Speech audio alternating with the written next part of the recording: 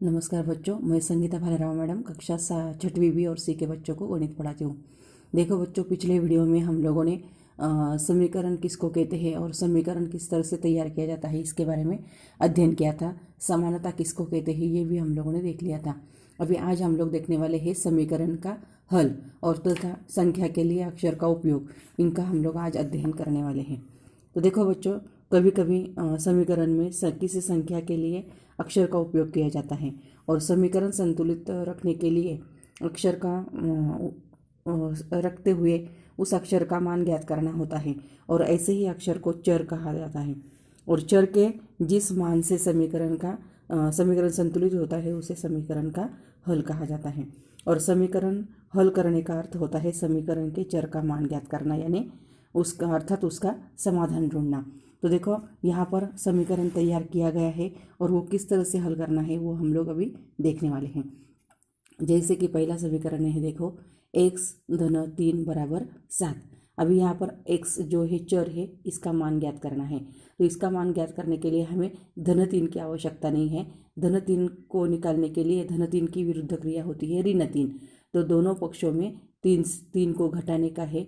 तो फिर यहाँ पर देखो x धन 3 ऋण 3 बराबर 7 ऋण 3। वहाँ पर उसका कारण लिखा है, दोनों पक्षों में से 3 घटाया। तो फिर यहाँ पर x धन, ये दोनों 3 जो है इसको कैंसिल किया तो यहाँ पर 3 में से 3 घटाए तो 0 आ गया, बराबर 7 में से 3 घटाया तो 4। तो यहाँ पर इसके लिए x का मान जो है वो आ गया 4। उसी तरह दूसरा एक गणित देखो, x धन 190 बराबर 300। अभी यहाँ पर भी x का मान ज्ञात करना है, 190 की आवश्यकता नहीं। दोनों के बीच में धन का चिन्ह है तो उसकी विरुद्ध क्रिया होगी ऋण। तो दोनों पक्षों में 190 को घटाना है। तो फिर यहाँ पर x धन 190 ऋण 190 बराबर 300 ऋण 190। फिर से यहाँ पर उसका कारण लिखना है, दोनों पक्षों में से 190 घटाया। तो फिर यहाँ पर भी 190 और 190 दोनों कैंसिल हो गए। x धन 0 बराबर 110, यानी x का मान आ गया 110। यहाँ पर देखो समझ लो, यहाँ पर भी देखो एक शाब्दिक उदाहरण है। 4 वर्ष पहले दिलजीत की आयु 8 वर्ष थी और इसके आधार पर उसकी वर्तमान आयु कितनी है। देखो यहाँ पर ये शाब्दिक उदाहरण पहले समीकरण तैयार करना है। 4 वर्ष पहले दिलजीत की आयु 8 वर्ष थी, यानी दिलजीत की आज की आयु मालूम नहीं है तो वो ए मानी है, यानी दिलजीत की वर्तमान आयु ए वर्ष मानी है। और उसके बाद उसमें से 4 वर्ष पहले यानी घटाने का है। तो ए ऋण 4 बराबर 8, मतलब 4 साल पहले वो 8 वर्ष का था। तो फिर यहाँ पर भी देखो, अभी ए का मान ज्ञात करना है, ऋण 4 की आवश्यकता नहीं। उसके विरुद्ध क्रिया धन 4, यानी ए ऋण 4 धन 4 बराबर 8 धन 4, यानी दोनों पक्षों में 4 जोड़ दिया। तो फिर यहाँ पर भी एक ऋण 4 धन 4 कैंसिल हो गए। तो ए धन 0 बराबर 8 और 4 12, और ए का मान आ गया 12, यानी दिलजीत की आज की आयु जो है वर्तमान आयु 12 वर्ष है। उसके बाद यहाँ पर भी देखो, जस्मिन के पास कुछ पैसे थे, उसकी माँ ने उसे 7 रुपये दिए तो उसके पास कुल मिलाकर 10 रुपये हो गए। तो जस्मिन के पास कितने पैसे थे। देखो जस्मिन के पास कुछ पैसे थे, कुछ का मतलब मालूम नहीं, तो जो संख्या मालूम नहीं तो उसके लिए हमें क्या करना है, अक्षर का उपयोग करना है। तो यहाँ पर समझ लो, यहाँ पर जस्मिन के पास y रुपये थे, यह मान लिया। तो देखो जस्मिन के पास y रुपये थे, उसके माँ ने उसको कितने रुपए दे दिए, 7 रुपये दे दिए। अभी उसके पास 10 रुपये हो गए, यानी समीकरण तैयार हो गया y धन 7 बराबर 10। तो यहाँ पर देखो y का मान ज्ञात करना है, धन 7 की आवश्यकता नहीं। तो फिर धन 7 की विरुद्ध क्रिया ऋण 7, इसीलिए दोनों पक्षों में 7 को घटाया है। देखो यहाँ पर उसका कारण लिखा। तो फिर यहाँ पर y धन 7 ऋण 7 बराबर 10 ऋण 7, ये दोनों कैंसिल कर दिए। तो y धन 7 में से 7 घटाया 0 बराबर 10 में से 7 घटाया 3, तो y बराबर 3, यानी जस्मिन के पास अभी 3 रुपये हैं। उसके बाद एक मिठाई के डब्बे में कुछ पेड़े हैं और यह पेड़े 2 पेड़े प्रति बच्चे की दर से 20 बच्चों में समान रूप से बांटे जा सकते हैं। तो डिब्बे में कुल कितने पेड़े हैं। तो देखो यहाँ पर भी एक मिठाई के डब्बे में कुछ पेड़े हैं, कुछ का मतलब मालूम नहीं, तो उसके लिए हमें पी अक्षर मानना है।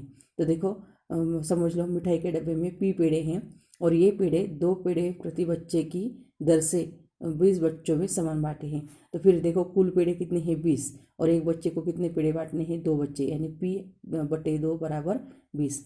अभी देखो P का मान ज्ञात करना है, 2 की आवश्यकता नहीं, तो दोनों के बीच में भाग का चिन्ह है, तो उसकी विरुद्ध क्रिया होगी गुना, तो इसीलिए दोनों पक्षों में गुना करना है। तो यहाँ पर